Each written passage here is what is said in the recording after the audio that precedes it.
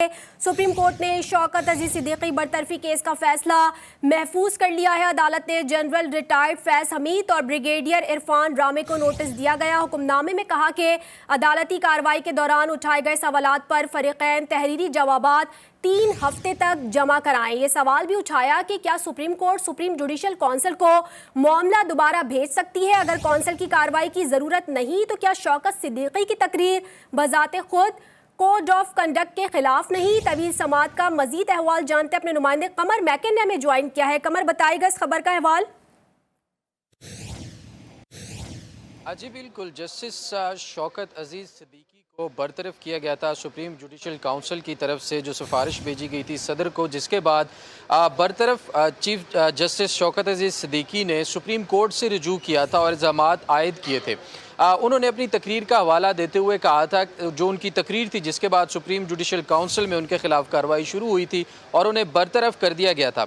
आज सबसे पहले जब अदालत में समाअत शुरू हुई तो 5 रुकनी बेंच, जिसकी सरबराही chief justice of Pakistan justice Qazi Faez Isa कर रहे थे, उनके सामने सबसे बड़ा सवाल ये था कि उन्होंने पिछली हेयरिंग पर जवाब तलब किए थे ब्रिगेडियर रामे और उनके साथ साथ जनरल रिटायर फैज़ हमीद और उनके साथ जो साबिक chief justice Islamabad high court Anwar Kansi, उनसे जवाबात तलब किए थे, जो कि जस्टिस शौकत अजीज सिद्दीकी के इल्ज़ामात के बाद आज जब उनकी तरफ से जवाबात जमा करवाए गए तो उन्होंने जस्टिस शौकत अजीज सिद्दीकी के तमाम तर इल्ज़ामात को मुस्तरद कहा कि इनमें कोई किसी किस्म की सच्चाई और हकीकत नहीं है। जिसके बाद चीफ जस्टिस ऑफ पाकिस्तान ने अटॉर्नी जनरल से पूछा कि क्या सुप्रीम जुडिशल काउंसिल के अंदर इंक्वायरी की गई थी या नहीं, जिसके बाद बताया गया कि जस्टिस शौकत अजीज सिद्दीकी ने खुद इकरार किया अपनी तकरीर का, जिसके बाद इंक्वायरी नहीं की गई।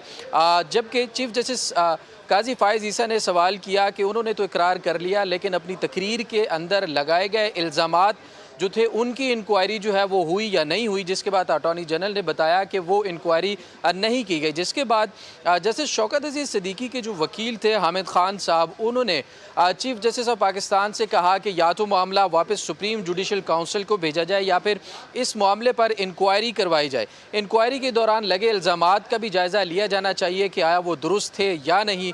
बार बार इस चीज़ के ऊपर जब इस्तदा की जाती रही तो उसमें ख्वाजा हारिस साहब भी आए। उन्होंने कहा कि अब जो जस्टिस शौकत अजीज सिद्दीकी है वो 62 बरस के हो चुके हैं। अगर ये कार्रवाई वापस सुप्रीम जुडिशल काउंसिल में भेजी जाती है और इनको बहाल किया जाता है तो भी ये अपनी सर्विस पर वापस बहाल नहीं हो सकते, जिसकी वजह से मामला दोबारा वापस सुप्रीम जुडिशल काउंसिल में भेजने का कोई फ़ायदा नहीं होगा। जिसके बाद हामिद खान साहब ने कहा कि मामला दोबारा सुप्रीम जुडिशल काउंसिल भेजा जा सकता है, कानूनी तौर पर इस मामले की दोबारा तहकीकात और इंक्वायरी होनी चाहिए।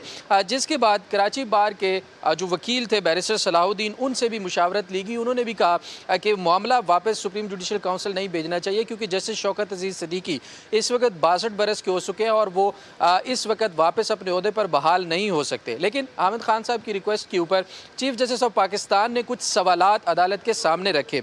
उनमें सबसे अहम सवाल ये था, उनमें सबसे जो अहम तरीन सवाल था वो ये था कि सवाल उठता है इस वक्त कि केस दोबारा सुप्रीम जुडिशल काउंसिल को भेजा जा सकता है या नहीं, और उसके साथ साथ ये भी कि तकरीर को तस्लीम करने के बाद इंक्वायरी की ज़रूरत थी भी या नहीं। तस्लीम करने के बाद और साथ ही साथ दौरान समाअत उठाए गए सवालात पर फरीकैन तहरीरी जवाबात 3 हफ्ते तक जमा कराएं। कमर मैकन हमें तफसीलन आगाह कर रहे थे, आपका शुक्रिया।